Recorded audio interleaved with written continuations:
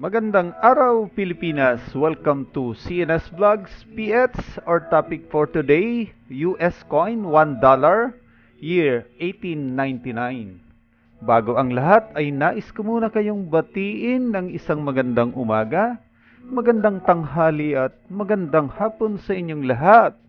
Good day everyone! Shoutout muna sa aming Team Alliance at shoutout din sa mga magigiting nating OFWs. Shoutout din sa mga senior citizen at shoutout din sa mga silent viewers. Ayan, shoutout din sa mga kapwa ko coin collector o mga kabarya. Ayan, shoutout po sa inyo lahat ng mga kaibigan ko dito sa YT. Ayan, sa mga bago kong subscriber, maraming salamat po sa inyong lahat. At sa mga bago kong viewers, welcome po sa aking channel. Paki-comment, like, share, subscribe, at pakipindot na rin ang notification bell para updated kayo sa mga susunod kong videos. At ito na nga, isi-share ko muna sa inyo ang aking $1. Ayan.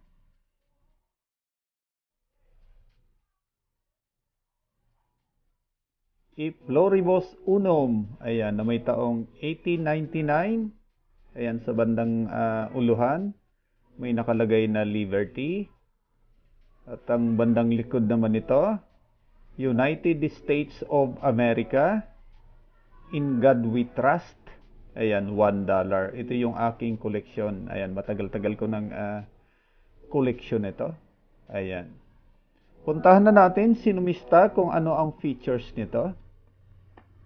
Ayan. Issuer, United States, period, Federal Republic, 1776 to date. Type, standard circulation coin. Years, 1878 to 1921. Value, $1. Currency, dollar, 1785 to date.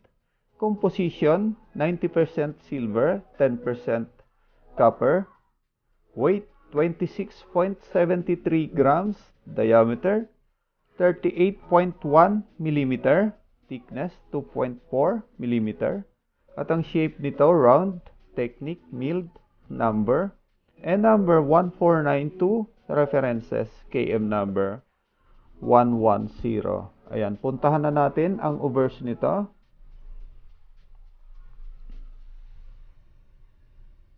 Ayan. Liberty head facing left. Ang script nito, Latin. Ayan. Ang lettering, Floribus Unum. Ayan, Liberty. At ang hawak nating barya, 1899.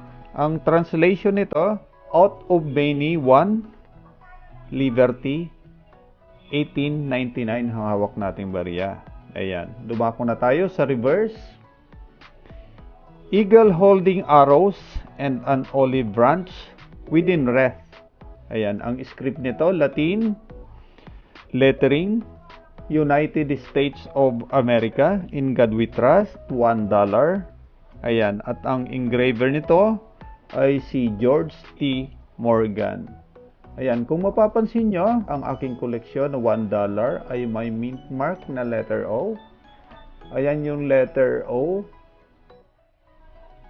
sa pagitan ng letter D sa bandang taas at letter O. Ayan, yun ang mint mark niya. Ito'y gawa sa United States, sa New Orleans. Ayan, dumako na tayo sa presyo nito sa numista.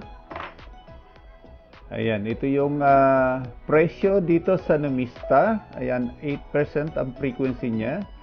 At ang total mintage nito ay nasa 12,290,000 to be exact. Ayan, ang good dito, very good at fine, nasa 1,300 pesos. Ang very fine, nasa 1,700 pesos. Ang extra fine, nasa 1,800 pesos. At ang AO, almost uncirculated, nasa 2,200 pesos. At ang uncirculated, ayan, nasa 3,200 pesos. Ayan, medyo may kataasan ng ganitong barya kasi silver nga ito. Ayan.